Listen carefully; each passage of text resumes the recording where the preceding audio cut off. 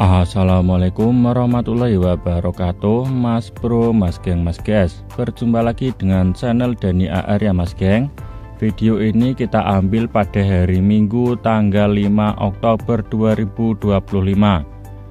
Nah, untuk progres terkini atau perkembangan terkini proyek Tanggul Laut Tol Semarang Demak, tepatnya ini di area atau di wilayah Kaligawe ya Mas Geng.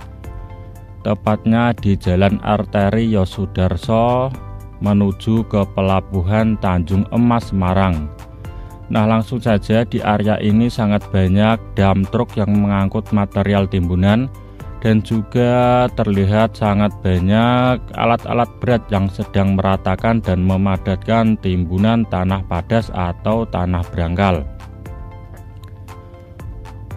Kalau boleh saya perkirakan, ketinggian timbunan di area ini kemungkinan itu sekitar atau sudah mencapai 6-7 meteran ya Mas Geng. Dari lapisan matras bambu hingga lapisan yang terlihat kita saat ini itu kemungkinan 6-7 meteran.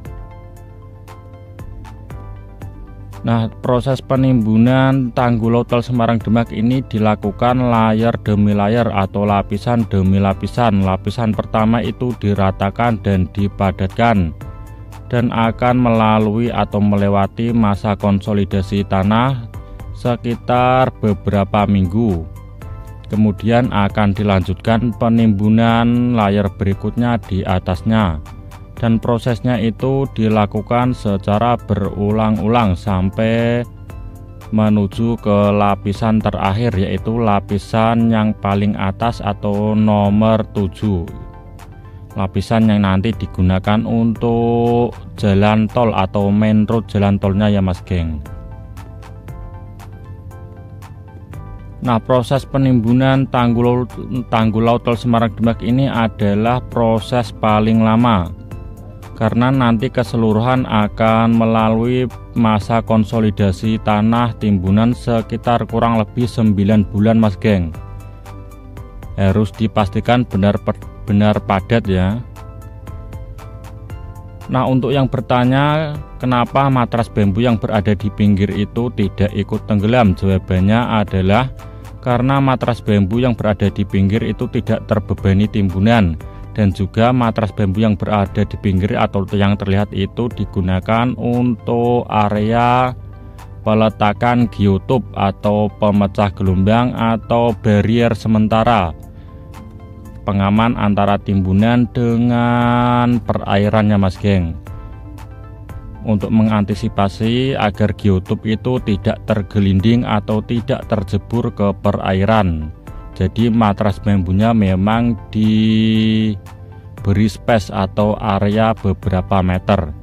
Nah, di sebelah kanan kita itu ada area antara timbunan dengan geotub yang terpaut cukup jauh space-nya atau jaraknya. Nanti di situ akan diletakkan batu boulder sejenis batuan andesit berukuran besar sebagai area kerja peletakan beton tetrapod atau beton pemecah gelombang. Nah, nanti jadi pengaman atau pemecah gelombangnya itu ada 2 lapisan ya Mas Geng. Lapisan pertama adalah batu boulder seperti batu belah pada umumnya tapi berukuran besar, dan yang lapisan kedua itu menggunakan tetrapod atau beton pemecah gelombang.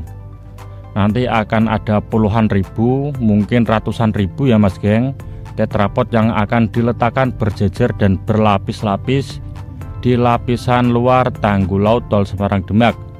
Gunanya untuk meredam terjangan gelombang agar timbunannya itu tidak longsor ke dalam air. Nah, ketinggian Tanggul Laut Tol Semarang Demak ini menyesuaikan kondisi ya. Untuk lokasinya yang dekat dengan interchange itu kalau nggak salah ketinggian 5,5 meter Mas Geng, dan nanti semakin ke tengah itu akan semakin tinggi sekitar 9 meteran. Dari atas ini kita bisa melihat aktivitas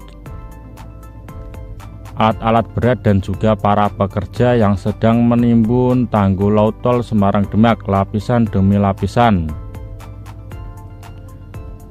Nah, tanggul laut yang sedang ditimbun ini juga dibagi menjadi beberapa zona, Mas Geng. Zonanya itu A, B, C sampai Z. Kemungkinan nanti gunanya untuk mempermudah para operator alat berat atau dump truck untuk mensuplai material timbunannya ya Mas Geng, dan juga untuk menandai zona mana yang sudah memasuki lapisan-lapisan tertentu, karena memang lapisannya itu tidak sama semua, melainkan beberapa lapisan dan akan diteruskan secara estafet.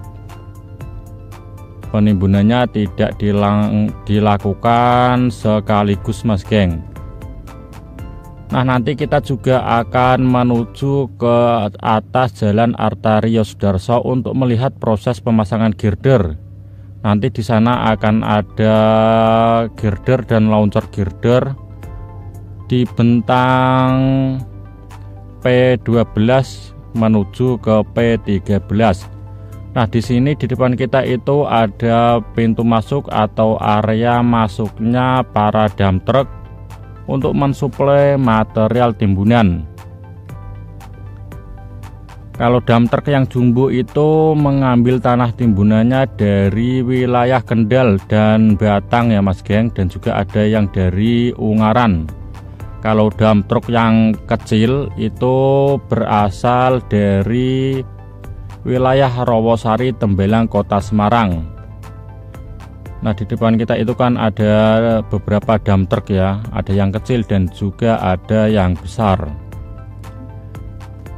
Dari atas ini kita juga bisa melihat stok spoon pile yang nanti digunakan untuk sambungan antara konstruksi interchange Kaligawe menuju ke area timbunan tanggul laut.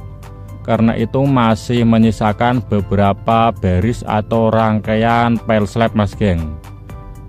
Mungkin nanti masih ada 4 atau 5, karena ini jalannya masih digunakan untuk akses penimbunannya. Kalau dipanjang semua maka tidak ada aksesnya dan menyulitkan para dump truck dan juga alat-alat berat yang mensuplai material.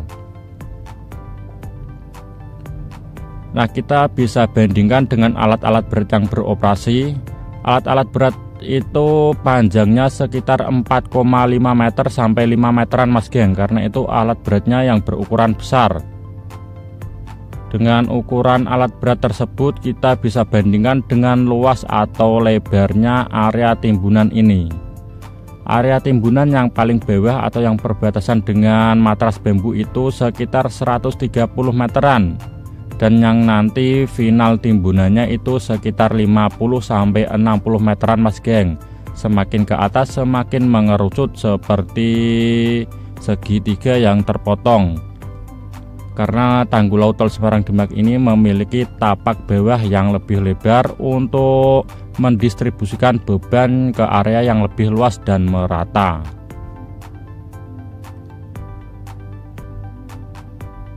Oke ya Mas Geng, langsung kita ini akan terbang melewati atas interchange Kaligawe. Nanti di sini juga ada ram on off yang mengarah ke Jalan Artario Sudarso atau arteri menuju Pelabuhan Tanjung Emas Semarang. Nanti ram on off ini akan berada di satu lajur, yaitu lajur menuju ke arah Demak. Nanti kendaraan bisa memutar balik di depan PT Indo Power untuk memasuki tanggul laut tol Semarang Demak. Untuk area ini terfokus pada pemasangan girder jalur elevated tol Semarang Demak seksi 1A. Nah, pemasangan girder ini itu ikut di bagian kontraktornya PT BUCG dan Utama Karya ya Mas Geng di area ini. Nah, untuk launcher girdernya itu berada di posisi pilar nomor 12 menuju ke pilar 13, yaitu pada hari Minggu kemarin adalah girder yang terakhir diletakkan, itu sekitar pukul 10 pagi Mas geng. Pada saat saya melakukan atau mengambil video ini sedang ada kontraflow beberapa saat untuk menaikkan girder dan launcher girder untuk bermanuver ya Mas geng, karena itu berada tepat di atas Jalan Arterio Sudarso. Girder yang terpasang itu ada yang panjangnya 40 meter, ada yang 30 meter. Nanti untuk girder yang paling panjang bentangnya mencapai sekitar 70 meteran Mas geng. Itu menggunakan steel box girder, yaitu bentang di pilar nomor 14 menuju ke pilar 15. Karena bentang girdernya itu berada di atas Jalan Arterio Sudarso atau crossing ya Mas geng. Crossingnya berada di atas, jadi memerlukan space atau span yang cukup panjang. Nah, seperti inilah pilar-pilar penyangga jalur elevated tol Semarang Demak seksi 1A.